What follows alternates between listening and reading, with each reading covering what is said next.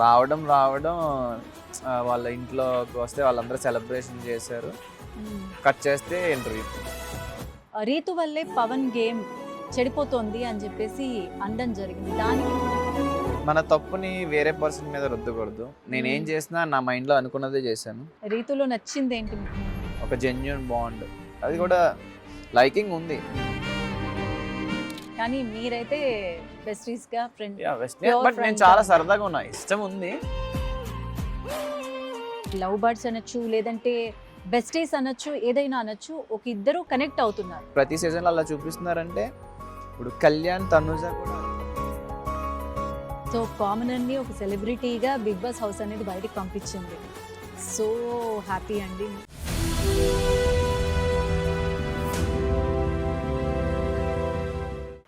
Hi, hello, నమస్తే, welcome to CEO TV. నేను మీ కృష్ణవేణి. ప్రస్తుతం ప్రపంచవ్యాప్తంగా పరిచయం అక్కర్లేని పేరు ఏదైనా వినిపిస్తోంది అంటే బిగ్ బాస్ హౌస్లో కంటెస్టెంట్గా ఉన్న second runner up demand Pavan. So demand Pavan మనతో పాటు ఉన్నారు.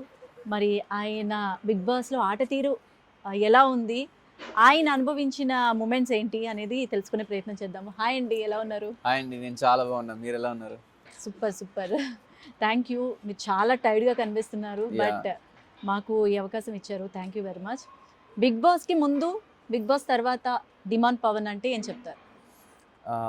బిగ్ బాస్కి ముందు కామన్ మ్యాన్ అండ్ లైఫ్లో ఏదైనా సెలబ్రిటీ అయిపోయారా?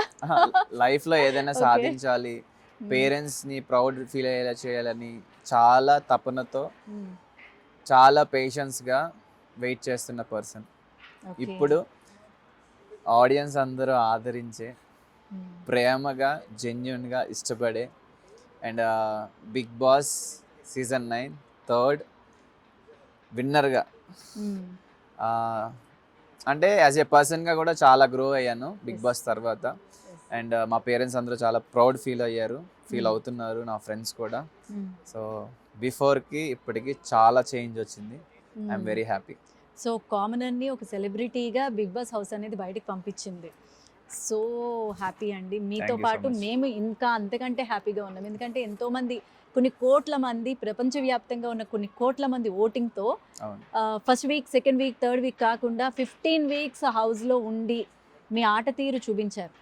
అయితే ఇక్కడ నేను జనరల్గా అందరూ అడిగే క్వశ్చన్ ఇప్పుడు నేను అడుగుదాం అనుకుంటున్నాను, మీకు అర్థమైపోయింది, చెప్పండి.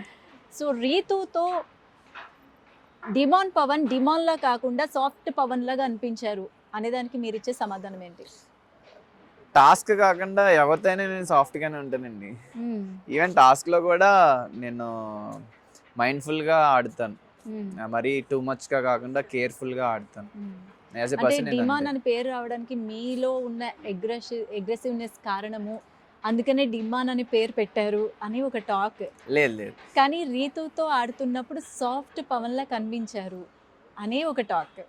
నేను అది పేరు పెట్టుకున్నది, నాతో ఎవరైనా డెమోన్ పవన్ ఎందుకు పెట్టుకున్నానంటే, డెమోనిక్ ఎంపరర్ అనే క్యారెక్టర్ ఏంటంటే వీక్ టు స్ట్రాంగ్ అవుతుంది. సో పవన్ అని పెట్టుకుని నేను కూడా వీక్ టు స్ట్రాంగ్ అవ్వాలి, కంటిన్యూగా గ్రో అవ్వాలి. అట్ ది సేమ్ టైం అనుకుంటే చాలా మంచిగా ఉంటాడు, చాలా ఏదైనా స్టాండ్ తీసుకుంటాడు. బట్ వాడిని బ్యాక్ స్టాప్ చేయాలనుకున్నా, లేదా వాడిని గట్టిగా వాడితో తలపడి లేదా అరోగంటగా ఉందాం అనుకున్నా, అప్పుడు వాడిలో ఉన్న డెమోన్ని బయటికి తీసుకొస్తాడు. ఓకే, సో ఇంత అర్థం ఉందన్నమాట, చాలా మీనింగ్ ఉంది ఇన్ డెప్త్ లో ఆలోచిస్తే. సో మీ పేరెంట్స్ కూడా లాస్ట్ టైం ఇచ్చిన ఇంటర్వ్యూస్లో రీతు వల్లే పవన్ గేమ్ చెడిపోతోంది అని చెప్పేసి అనడం జరిగింది. దానికి మీరేమంటారు? ఎవరన్నారు? మీ పేరెంట్స్ ఇంటర్వ్యూ ఇచ్చినప్పుడు మీరు ఇంకా వినలేదా? లేదు, నాకు అసలు ఏం తెలియదు. ఓకే, అంటే వాళ్ళకి లోపల ఏం జరుగుతుంది అనేది తెలియదు కాబట్టి వాళ్ళ అభిప్రాయం అలా ఉంది. సో ఇప్పుడు మీరు వాళ్ళకి ఏం చెప్తారు? ఎప్పుడు కూడా మన తప్పుని వేరే పర్సన్ మీద రుద్దకూడదు. నేనేం చేసినా నా మైండ్లో అనుకున్నదే చేశాను. అది రీతు వల్ల కాదు, నా ఓన్ డెసిషన్. సో రీతు వల్ల ఏం లేదు. ఓకే, సో రీతు ఉన్నంత వరకు మీ గేమ్ తీరు ఒకలా ఉంది.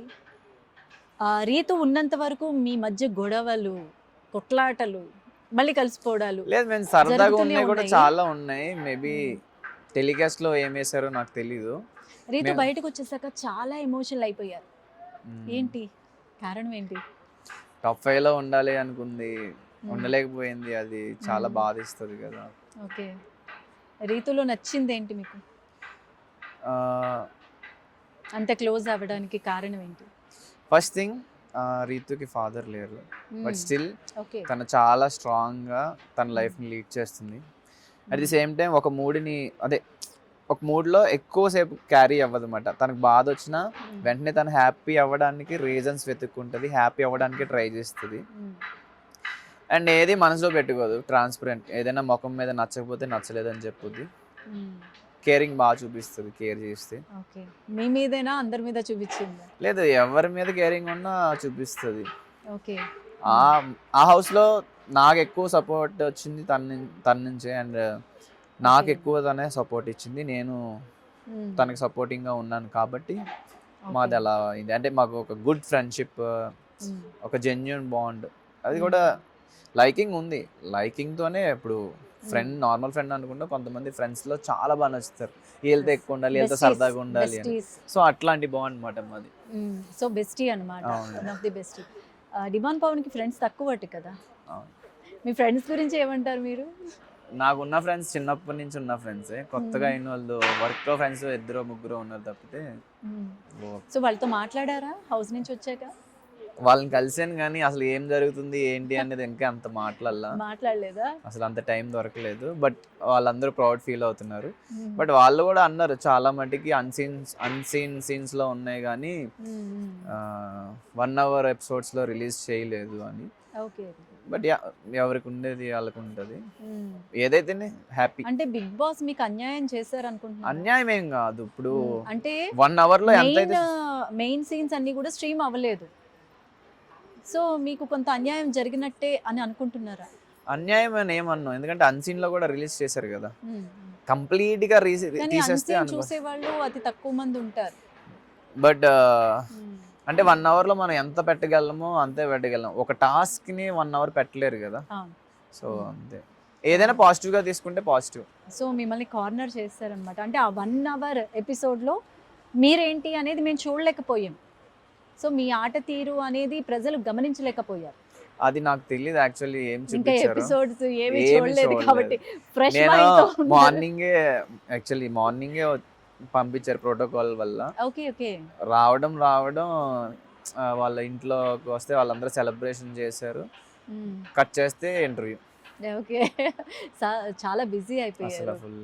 అండ్ బిగ్ బాస్ హౌస్ నుంచి బయటకు వచ్చాక ఫస్ట్ మీకు ఏమనిపించింది? అంటే ఎవరిని కలుసుకోవాలనిపించింది? ఒక బందిఖానాలోంచి, ఒక జైల్లోంచి బయటకు వచ్చినట్టు అనిపించిందా? ఏం ఎంజాయ్ చేయాలనిపించింది? ఫస్ట్ ఎవరిని? బందిఖానా అని అస్సలు అన్ను, ఎందుకంటే బిగ్ బాస్ ఇస్ లవ్. నాకు మళ్ళీ నెక్స్ట్ సీజన్కి రమ్మంటే ఐఎమ్ రెడీ. నేను ఈగర్లీ వెయిటింగ్ మాట. ఎందుకంటే అసలు బిగ్ బాస్ అంటే ఫోన్ ఏం లేకుండా మంచిగా జనాలతో ఉంటూ, జనాలకి వాల్యూస్ ఇస్తూ, గేమ్స్ ఆడుకుంటూ, కలిసి తింటూ, సరదాగా ముచ్చట్లు చెప్పుకుంటూ, నవ్వుకుంటూ, ఏడ్చుకుంటూ, మిక్స్డ్ ఆఫ్ ఎమోషన్స్ మాట. అలాంటిది మనం కష్టం మాట. ఫోన్స్ ఉంటాయి మనకి, ఎక్కువ phone, busy running world, but అక్కడ చాలా బాగుంటుంది. ఓకే. అండ్ రీతుతో ఉన్న ఆ రిలేషన్, అంటే ఎవ్రీ సీజన్లో ఒక పెయిర్ అనేది కొంచెం ఎంటర్టైన్మెంట్, ఎమోషనల్గా కనెక్ట్ అవ్వడానికి కొంతమందిని సెట్ చేశారా, లేదంటే వాళ్ళు కనెక్ట్ అయ్యారా తెలియదు కానీ ప్రతి సీజన్లో ఇలాంటి లవ్ బర్డ్స్ అనొచ్చు, లేదంటే బెస్టీస్ అనొచ్చు, ఏదైనా అనొచ్చు, ఒక ఇద్దరు కనెక్ట్ అవుతున్నారు, హైలైట్ అవుతున్నారు.